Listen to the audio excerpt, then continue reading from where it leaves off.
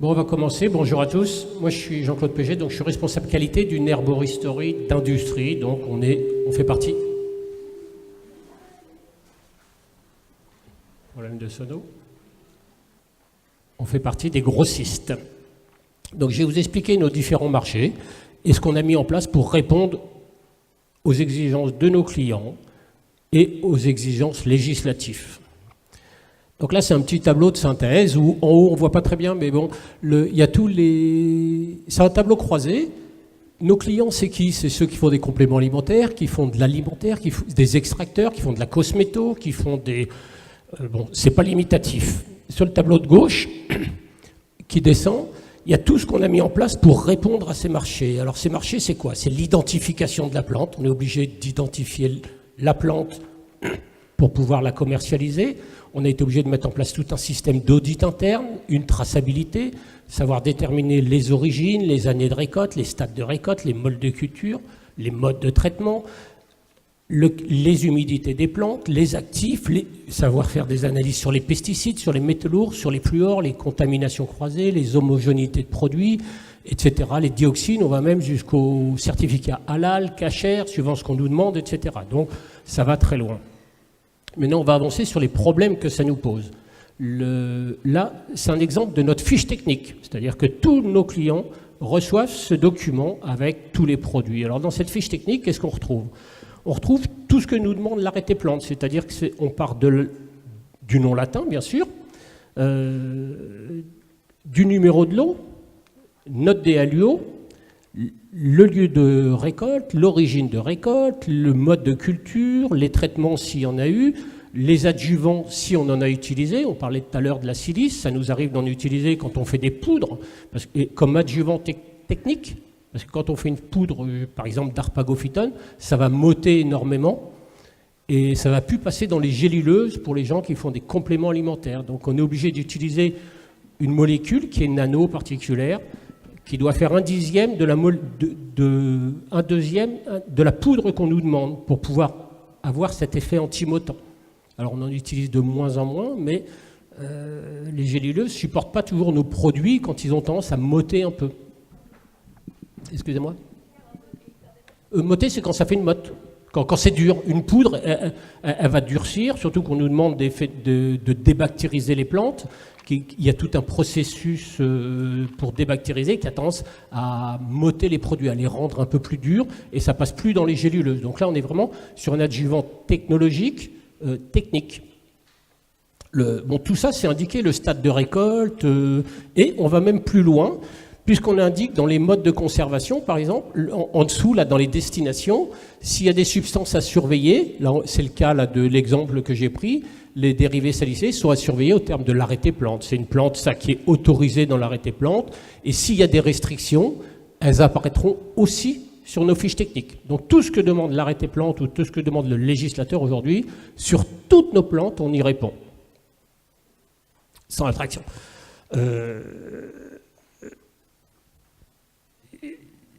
Voilà, donc et après, comment on définit une plante? C'est sur les critères, donc là on parle des critères, sur les critères, ils sont bien définis, comme on a identifié notre plante, les critères sont vraiment définis, là on est sur des critères organoleptiques, on peut aller plus loin sur les présentations, sur la définition des produits, puisqu'on peut aller sur des identifications microscopiques ou des chromatologies sur couche mince pour vraiment dire qu'une plante est une plante, on va y revenir tout à l'heure.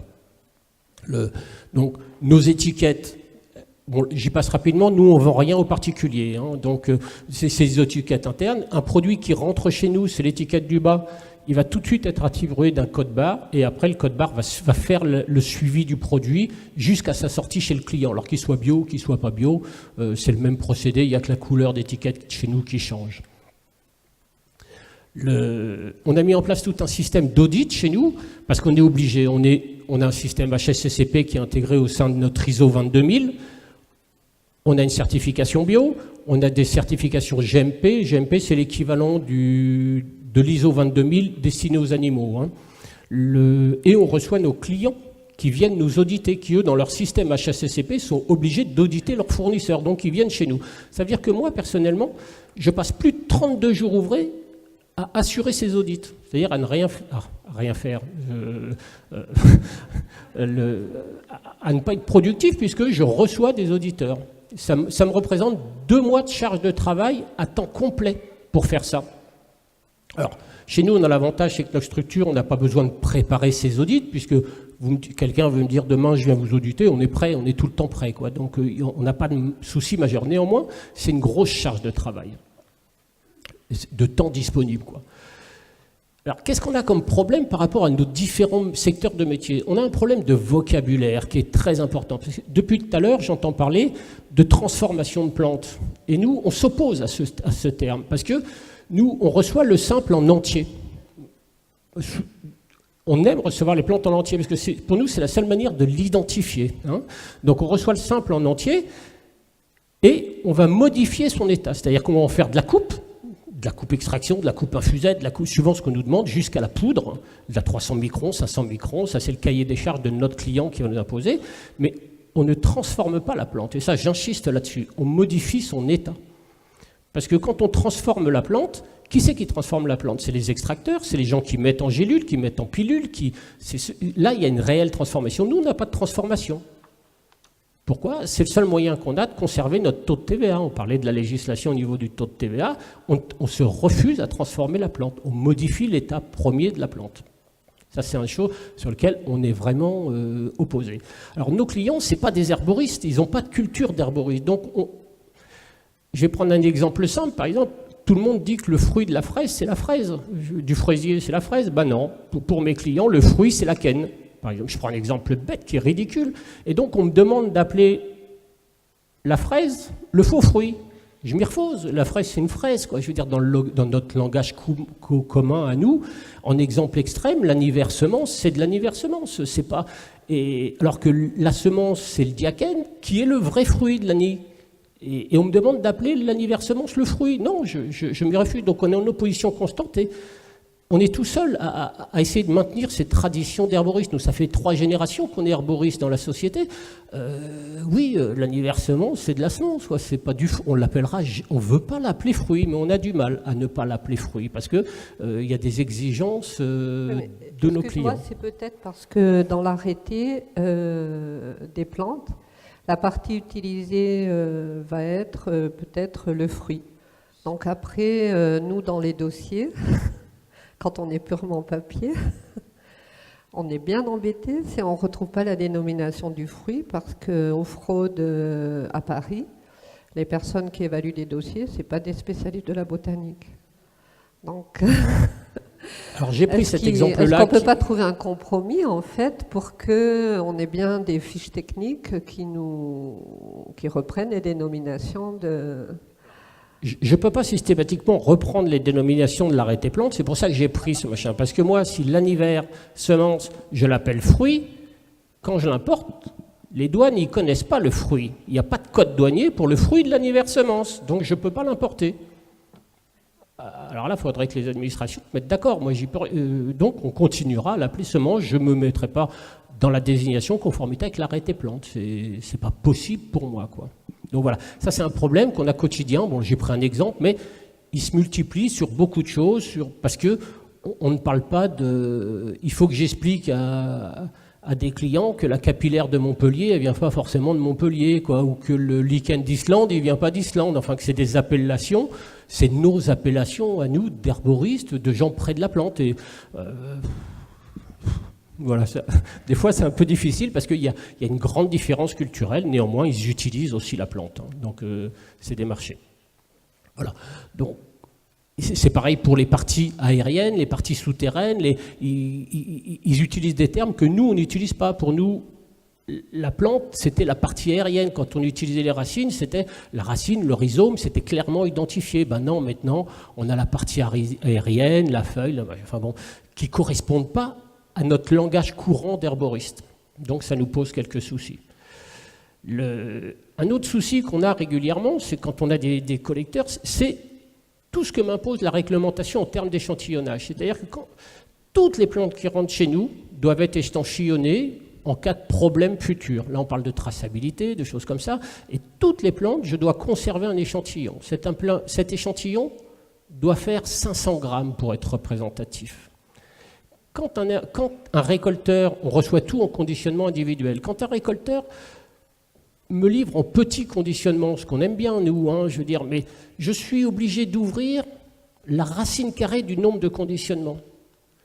Ça, c'est ce que m'impose la réglementation. Est-ce qu'impose la réglementation à tout le monde? C'est-à-dire que, là j'ai pris des exemples un petit peu du nombre de sacs qu'il faut que j'ouvre pour faire mes 500 grammes. Ce n'est pas adapté à notre métier.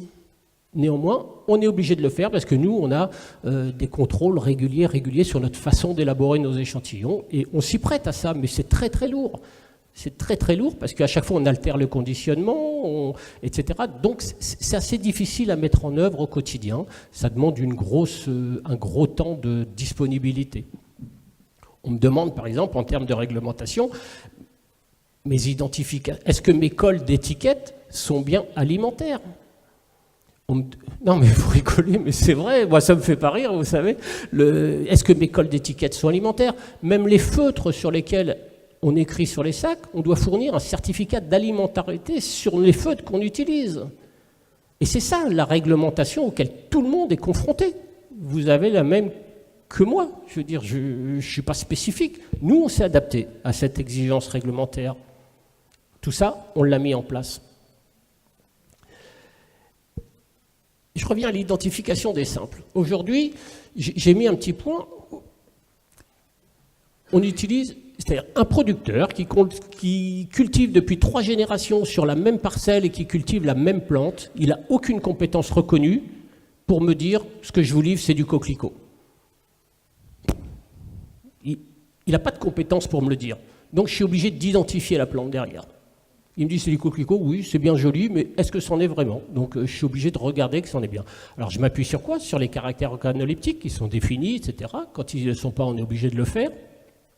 Sur des analyses microscopiques, ou je fais appel à des labos extérieurs qui me font des chromatologies pour couche mince pour me dire, parce que j'ai des clients qui me l'exigent, qui me disent, bah oui, le coquelicot, c'est bien du coquelicot. Alors que c'est quand même pas compliqué de regarder un coquelicot, vous savoir que c'est un coquelicot, mais bon, voilà, on est confronté à des besoins, à des exigences pour dire, parce qu'aujourd'hui, personne n'est reconnu en tant qu'expert pour me dire, ça c'est telle plante.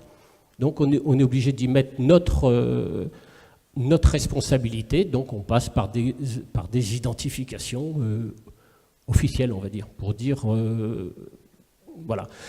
Et moi, ce que je voudrais, c'est qu'on parle beaucoup de validation d'acquis de l'expérience, c'est un terme qui est... Aujourd'hui, dans notre métier, il y a un vrai travail à faire, parce que plein de gens ont cette expérience, mais la validation n'est pas reconnue. Donc il y a tout un travail à faire par les personnes. Le texte dit, toute personne, quel que soit son âge, sa nationalité, son statut et son niveau de formation, qui justifie d'au moins 3 ans d'expérience en rapport direct avec la certification visée, peut prétendre à une VAE, validation d'acquis de l'expérience. Cette certification peut être un diplôme, un titre, un certificat de qualification professionnel doit être inscrit au répertoire national des certificateurs. Ça, c'est un vrai travail d'inscrire ces gens-là et de faire reconnaître une compétence. Ça pourrait peut-être passer par là.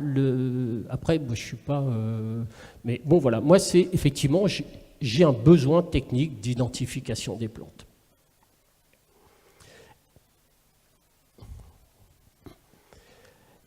Je crois que j'ai sauté une page.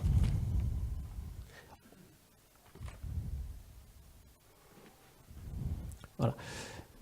Pour les analyses, on me demande des analyses sur l'arrêté plante qu'aucun labo ne sait faire. Quand on me demande sur de la valériane, des analyses sur des valaipotriates, soit j'ai mal cherché et je peux vous assurer qu'on est en contact avec beaucoup de labos, aucun sait répondre à l'exigence de l'arrêté plante, c'est-à-dire que l'analyse n'existe pas sur le marché. Alors on a des semblants d'analyse, machin, qui ne correspondent pas à ce que demande le législateur. Encore une fois, on est en porte-à-faux parce que la technique n'existe pas pour répondre à ce que demande le législateur. Après, il se pose à ça des interprétations sur les MLR, c'est des limites maximales de résidus. Sur notre fiche technique, je ne l'ai pas vu tout à l'heure, on indique quel code on va utiliser. Tout est codifié, donc on indique, voilà, pour faire les analyses de MLR, on utilise tel code. Alors je veux bien discuter du code parce qu'on peut se tromper, mais dire ce produit est conforme, oui, il est conforme par rapport à quoi? Moi, il est conforme par rapport à un code précis qui est précisé sur ma fiche technique. Mais encore une fois, toutes les MLR sont faites sur des plantes fraîches. Beaucoup de MLR sont faits sur des plantes fraîches. Or nous, on a des plantes séchées. Donc on a un rapport de déshydratation qui devrait être défini par une annexe 6, je l'explique, par une annexe 6 du texte 396/2005. Cette annexe 6, depuis 2005, elle n'est pas sortie. C'est-à-dire qu'un produit, aujourd'hui, je n'ai qu'une référence, c'est la limite de résidus sur la plante fraîche. Et à chaque fois, c'est soumis au bon vouloir du prince, d'un contrôleur des SRF qui lui dit « Oh, ben j'applique un coefficient de déshydratation ou pas ». Enfin voilà, c'est toujours soumis à discussion, c'est pas clair. Alors qu'en Allemagne, que ce soit le BNN c'est le bureau certificateur bio allemand, a défini une liste de facteurs de déshydratation. Il y a une association, ESA, Europe Spice Association, qui a défini une liste de déshydratation qui est prise en compte en Allemagne. En France, cette liste, elle est toujours en suspens. Et ça nous pose des vrais problèmes d'interprétation de bulletins. Enfin, de lecture de bulletins, parce qu'on n'interprète pas un bulletin, on le lit. Et là, c'est très difficile de le lire. Donc on se retrouve avec des produits qui risquent d'être déclassés parce que il y a un législateur qui dit votre produit n'est pas bon, alors que non, il est bon si on applique un facteur de déshydratation. Nous, on organise des récoltes. Une partie de nos métiers, on organise des récoltes, on met en place des cultures, on finance des cultures. Ça fait partie de notre métier, ça. Je fais une aparté. Hier, on a beaucoup parlé de la feuille de vigne. Beaucoup de gens ont parlé de la feuille de vigne. La feuille de vigne, moi, en qualité, je rêve de trouver un producteur français qui sache me produire de la feuille de vigne. Mais j'ai besoin de deux choses. J'ai besoin d'une chose, c'est qu'elle soit conforme en limite maximale de résidus, de pesticides, en métaux lourds, qui soient corrects à la législation. Donc il me faut des parcelles bio. Et il y a un critère important. Il faut que ça soit un cépage teinturier. Parce que si ce n'est pas un cépage teinturier, même vous ne serez pas content du produit. Il faut que ça soit un cépage teinturier. Alors trouvez une parcelle bio. Cépage teinturier, à savoir que dans les AOC, les cépages teinturiers sont, je crois, interdits ou pas recommandés. Donc il y a très peu d'AOC avec des cépages teinturiers. Donc en France, comme c'est tout organisé sur des AOC, il y a très peu de cépages teinturiers. Donc il n'y a pas de feuille de vigne française. Et j'aimerais en trouver. Pourtant, j'ai vécu 10 ans dans le Languedoc-Roussillon. J'ai des contacts là-bas, j'en ai pas trouvé. On est implanté à Langeais, à côté de Bourgueil. C'est un domaine vinicole aussi. Il n'y a pas de cépage teinturier qui correspondent à mes critères. Il n'y en a pas. Si je vais en Afrique du Nord pour la chercher, c'est bourré de pesticides, ça ne répond pas à la législation. Donc aujourd'hui, d'où vient la majorité de la feuille de vigne aujourd'hui? C'est d'Amérique du Sud. Mais je rêverais de la trouver en France, parce que je saurais valoriser un produit français au niveau de mes ventes. Je ne parle pas de prix de vente, là, je parle de valorisation de produits, on saurait le faire. Et je rêve de trouver quelqu'un qui sache me faire une culture, une récolte de feuilles de vigne, cépage teinturier, en bio, en France. Ça n'existe. J'ai pas trouvé. Si quelqu'un a la solution, il m'appelle. Pour les métaux lourds, c'est pareil. On n'a pas de critère de déshydratation. Le seul critère de déshydratation qui est admis par l'administration, c'est pour les dioxines.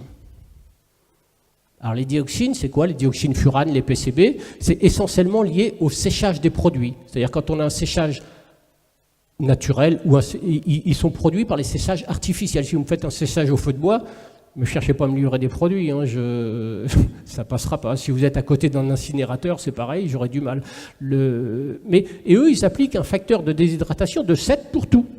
Pour les herbes aromatiques, séchées. Alors, est-ce que les plantes, on arrive à rentrer dedans les plantes médicinales, quoi, enfin nos produits qu'on utilise tous les jours dedans? Des fois, pas toujours, mais le facteur existe là. 7, c'est beaucoup. Alors pourquoi ça ne serait pas pris en compte par les autres molécules? Là, il y a un vrai travail à faire de faire reconnaître un facteur de déshydratation. Parce qu'à chaque fois qu'un producteur nous fournit un produit, c'est sa saison qu'il nous livre. Et quand on lui dit oh non, les MR ne sont pas bons, on n'en veut pas, ça part à la déchetterie. C'est un drame. C'est un drame pour lui, alors que le produit est bon. C'est un drame. Donc il faut vraiment que ce facteur de déshydratation soit reconnu pour qu'on puisse valider des productions. Il ne s'agit pas de mettre sur le marché un lot qui n'est pas bon et de trouver des articulations pour qu'il soit conforme. C'est pas ça le problème. Mais c'est qu'un lot conforme, il est conforme, quoi. Voilà, c'est tout. J'étais un peu... je reviens parce que j'étais un peu vite, c'est important. Je reviens sur les chiffres significatifs. Alors là, on va parler maths un peu, ça va être passionnant. Quand la législature me dit on limite glycémique de résidus sur le DDT, par exemple, la limite c'est 0,05, il y a deux chiffres significatifs. S'il me dit il y a 0,50, il y a deux chiffres de significatifs. Donc c'est important cette notion de chiffre significatif, parce qu'on se retrouve dans des grandes discussions avec des lots qui se trouvent déclassés sur des produits qui sont bons. Et nous, on est confrontés tous les jours à ça. Donc on a les moyens d'argument, on a les moyens législatifs. Donc le chiffre significatif, je vous laisserai lire ça au détail après, mais c'est important. Quand le législateur dit 2 ou dit 10 ou dit 2.00, c'est pas la même chose. Donc il ne faut pas aller plus loin que ce que demande le législateur. Et des fois, on est confronté avec des gens qui vont au-delà de ce que demande la réglementation. J'ai pris un exemple d'un rapport qu'on fait. Nous, on fait des pesticides sur quasiment tous les lots, des métaux lourds, des dioxines, pour valider un lot, pour dire pourquoi un lot est bon. C'est parce qu'il correspond à toutes les normes qu'on a aujourd'hui exigées par nos marchés. Parce que des fois, on a des marchés qui sont plus exigeants que ce que demande le législateur et qui sont exigés par le législateur. Donc là, j'ai pris l'exemple d'un produit qui est significatif. Ça, c'est un lot. Alors, je ne sais pas si on voit bien, c'est en rouge, on ne le voit pas bien. Oui, en haut. Bon, voilà, on est une ligne DDT. La limite maximale de ce produit, c'est 0,05. Au-delà de ça, il n'est pas bon. Donc, on a détecté la molécule à 0,052. Moi, on me dit le produit n'est pas bon. Moi, je dis si, il est bon, parce que 0,052, l'arrondi mathématique, il a 0,05. Donc, le produit est bon. Si le produit fait 0,055, l'arrondi mathématique, c'est 0,6, le produit n'est pas bon. Donc ça, il faut pouvoir le défendre. Et nous, c'est ce qu'on fait tous les jours au niveau de la qualité, de dire oui, ne me déclassez pas, je refuse le déclassement de ce lot-là parce qu'il est bon. C'est tout. Et là, on n'est que dans les maths. Et des fois, il y a des gens de la DGCCRF qui auraient tendance à déclasser un produit comme ça. C'est ce qui est arrivé pour ce produit-là. Et il a été classé. Donc nous, on l'a validé, on l'a valorisé dans le réseau et on l'a payé au producteur, quoi. Voilà, c'est tout. Ça, c'est un exemple concret de ce qu'on gère tous les jours pour la défense des produits. Il y a toujours un producteur derrière, il y a toujours un homme qui a produit nos plantes, qui les a ramassées. Quand on sauvegarde des gîtes naturels, quand on fait tout ça, c'est pour nos récoltes futures, quoi. C'est pas, et c'est un vrai travail, ça fait partie de notre travail. Donc ça, c'est l'examen. Alors, j'ai repris le même tableau qu'au début, sauf que là, il y a une colonne herboriste, la première colonne que j'ai rajoutée, qui est vide. Parce qu'aujourd'hui, quand je livre quelqu'un qui me fait des extraits, je sais à quoi me référer comme réglementation et on a des fiches qui correspondent à tout ça. Les herboristes, je ne sais pas quelles sont leurs exigences. Alors, je ne pense pas qu'ils m'en demandent plus que ce qu'on sait déjà faire, enfin j'espère pas, mais je ne sais pas. Et ça, effectivement, il faut me donner un critère de dire de quoi on a besoin. Parce que des fois, on déclasse un lot qui n'est pas bon pour tel secteur, mais qui va être bon pour tel autre secteur.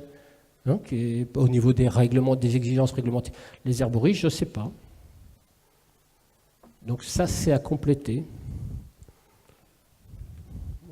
Je reviens sur ma fiche technique vite fait avant de passer la parole à Monique.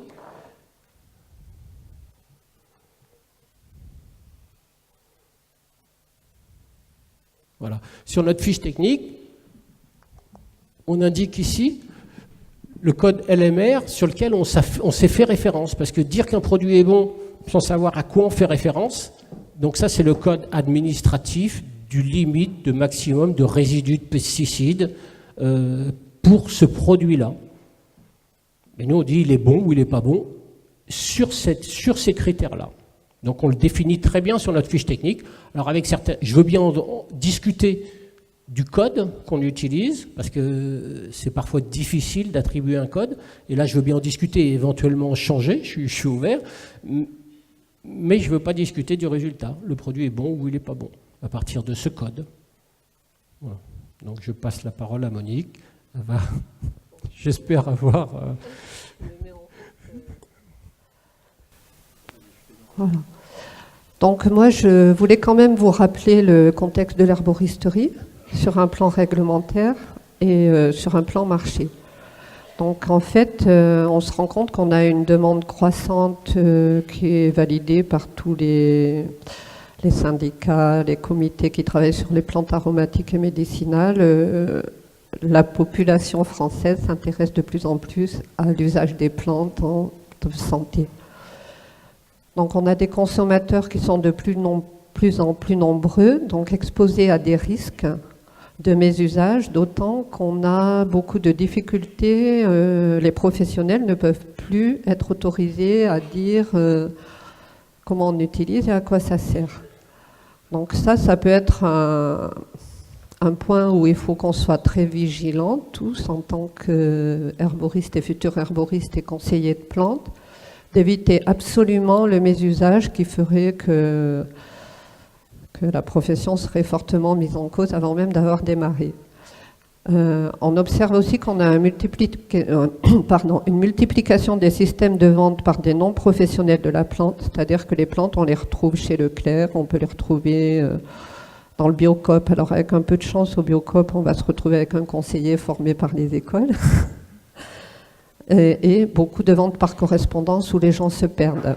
Donc tout ça fait qu'on se retrouve avec une difficulté d'approvisionnement de plantes de qualité. Et ça implique quand même de travailler en lien avec la production française de plantes aromatiques et médicinales et les structures comme Torté.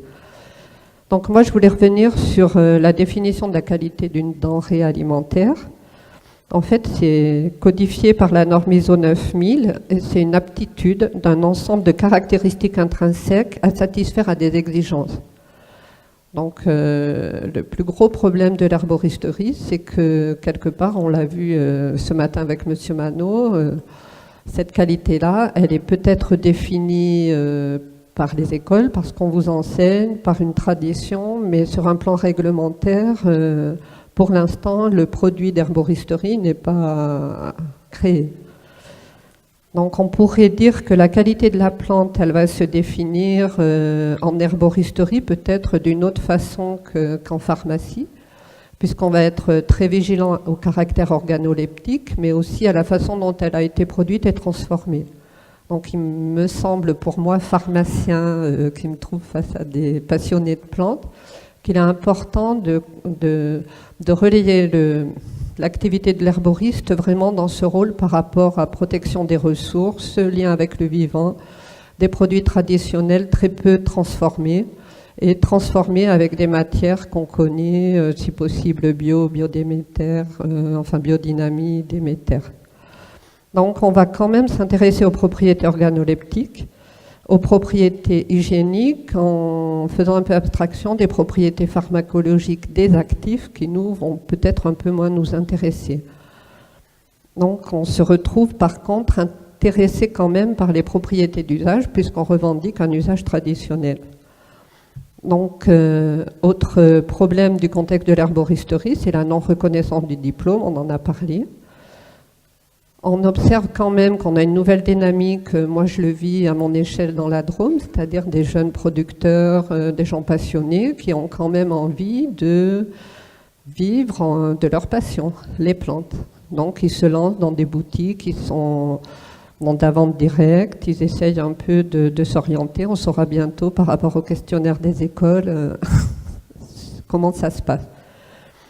Donc on est de toute façon a priori en train de créer un syndicat des professionnels, donc c'est fait pour quand même petit à petit asseoir une activité, faire qu'on a moins d'inquiétude quand on rentre dans cette filière des métiers d'herboristerie. En se dotant d'outils, on n'est pas là pour parler on espère quand même arriver à mettre en place des outils, cahiers des charges, accès à des bases de données réglementaires, faire des travaux communs de bibliographie, préparer des dossiers de plantes, s'appuyer sur aussi le travail d'autres syndicats de plantes, hein, comme le syndicat simple. Donc, après, il y a quand même eu un gros événement, c'est la parution de l'arrêté plantes pour les compléments alimentaires, qui a libéré 540 plantes, mais en contrepartie avec de nouvelles obligations qualité. Je crois que Jean-Christophe, ce matin, en a bien parlé. Et il ne faut pas perdre de vue que, alors ça c'est peut-être mon côté pharmacien, effet secondaire, il faut aller plus vite.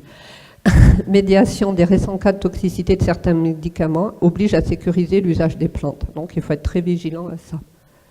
Tu passes ça. Ça marche pas? Ah mais c'est moi qui n'ai pas passé. Donc en fait, on va faire vite. Hein, la production de PAM en France est structurée et organisée. On a des producteurs, on a des cueilleurs, on a des gens qui savent transformer.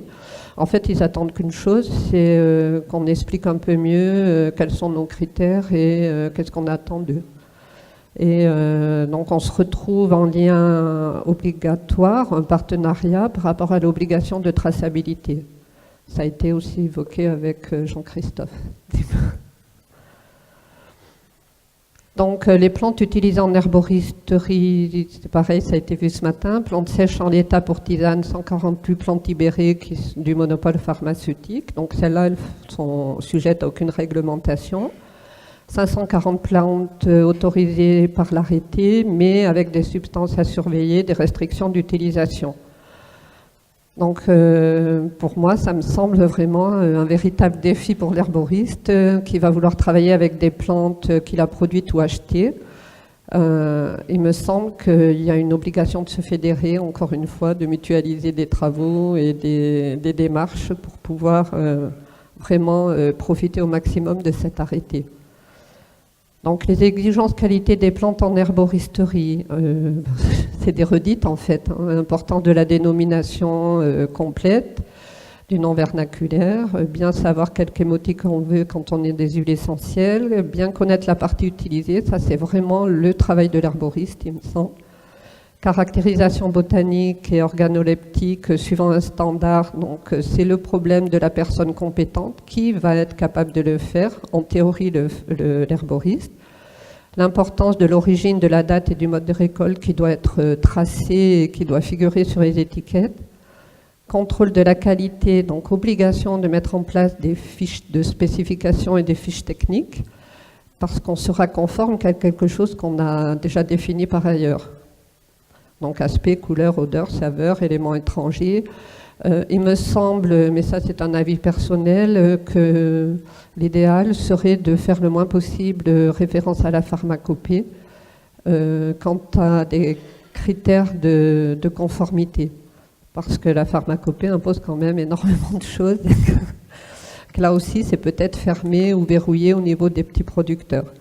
Donc, importance fondamentale de la capacité de tracer ce qu'on fait, donc la traçabilité, attribution de numéro de lot, péremption, les méthodes de séchage, gestion des mouvements et la mise en place d'un système qualité avec HACCP. Ce travail-là pourrait se faire de façon collective. Pour ma part, j'étais au contact de la Fédération des spiruliniers, c'est ce qu'ils font. Ils sont en train de faire une démarche qualité commune à tous les spiruliniers.